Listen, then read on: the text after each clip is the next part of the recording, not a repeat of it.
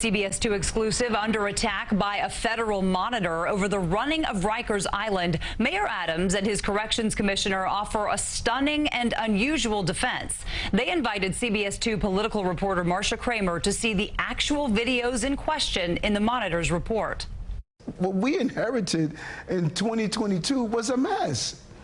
And we're turning that mess around. Mayor Adams mounting an unusual defense of his administration's handling of Rikers, inviting me to review 90 minutes of security camera footage from inside the troubled jail. It runs down the hallway in an attempt to escape. The private screening, which I was allowed to take notes on but not record, follows a scathing critique from the federal monitor.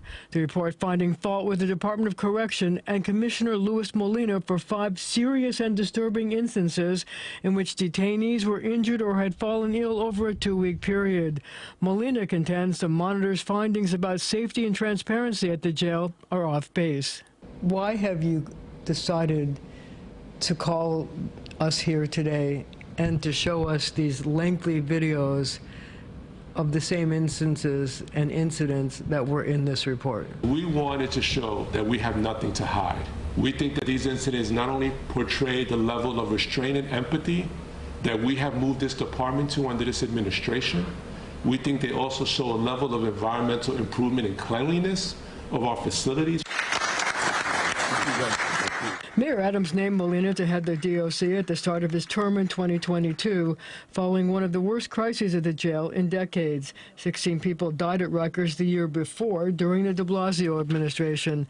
Since he took office, the commissioner has reduced the use of force incidents by 14%, according to the DOC, and he has cut officer absentee rates from a high of about 2,600 per day at the height of the pandemic to 71 as of June 7th. The mayor hasn't held back on criticizing the federal monitor's report and continues to support Molina. I looked at the tapes and I said there has to be more, because clearly those tapes do not indicate dangerous conditions and unsafe practices. It actually showed just the opposite. The monitor's report touched up a frenzy and calls for action at Rikers. This administration did not create the long-standing issues on Rikers Island, but despite efforts that they've undertaken, there still seems to be some long-standing patterns of harm for everybody on Rikers Island, which has not been cured yet. Public advocate Jimani Williams and Comptroller Brad Lander are calling for the jail system to be put in receivership,